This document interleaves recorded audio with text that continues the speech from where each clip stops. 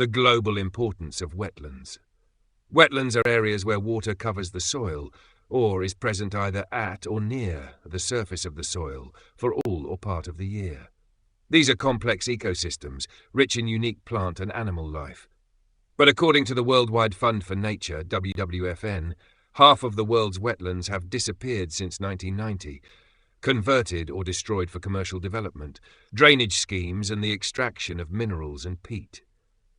Many of those that remain have been damaged by agricultural pesticides and fertilizers, industrial pollutants and construction works.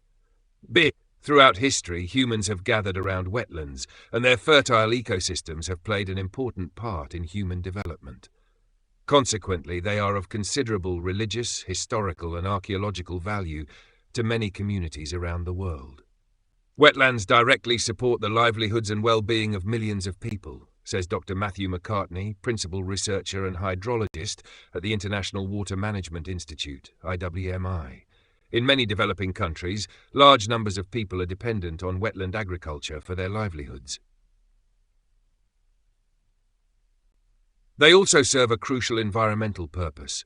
Wetlands are one of the key tools in mitigating climate change across the planet, says Peter van Eyck, head of climate adaptation at Wetlands International, WI, pointing to their use as buffers that protect coastal areas from sea level rise and extreme weather events such as hurricanes and flooding. Wetland coastal forests provide food and water, as well as shelter from storms, and WI and other agencies are working to restore those forests which have been lost. It can be as simple as planting a few trees per hectare to create shade and substantially change a microclimate, he says. Implementing climate change projects isn't so much about money. The world's wetlands are, unfortunately, rich sources for in-demand commodities, such as palm oil and pulpwood. Peatlands, wetlands with a waterlogged organic soil layer, are particularly targeted. When peatlands are drained for cultivation, they become net carbon emitters instead of active carbon stores, and, according to Marcel Silvius, head of climate-smart land use at WI, this practice causes 6% of all global carbon emissions. The clearance of peatlands for planting also increases the risk of forest fires, which release huge amounts of CO2. We're seeing huge peatland forests with extremely high biodiversity values being lost for a few decades of palm revenues, says Silvius.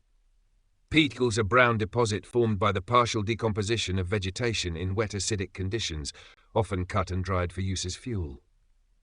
The damage starts when logging companies arrive to clear the trees. They dig ditches to enter the peat swamps by boat and then float the logs out the same way.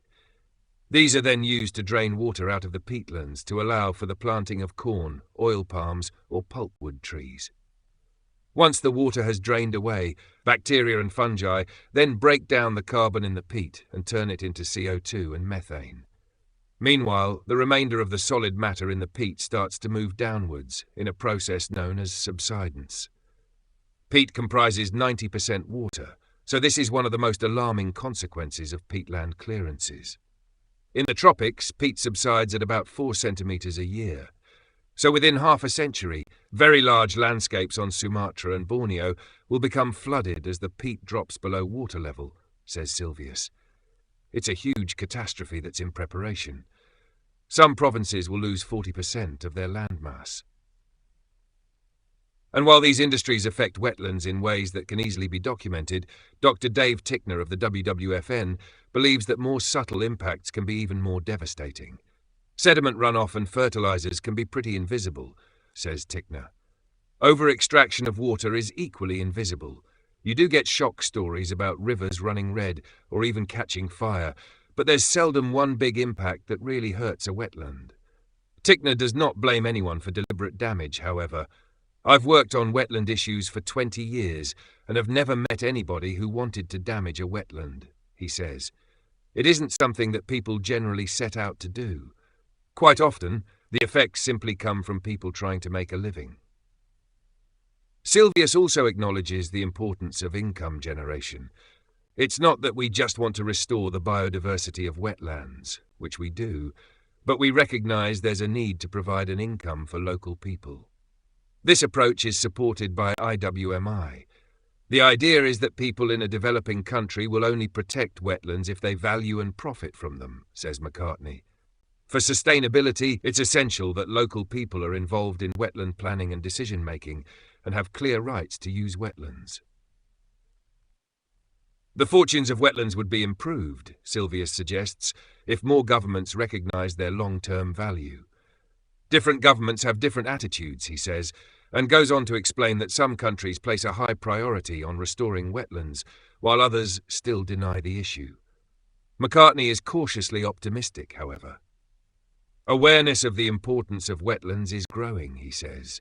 It's true that wetland degradation still continues at a rapid pace, but my impression is that things are slowly changing. Substance, the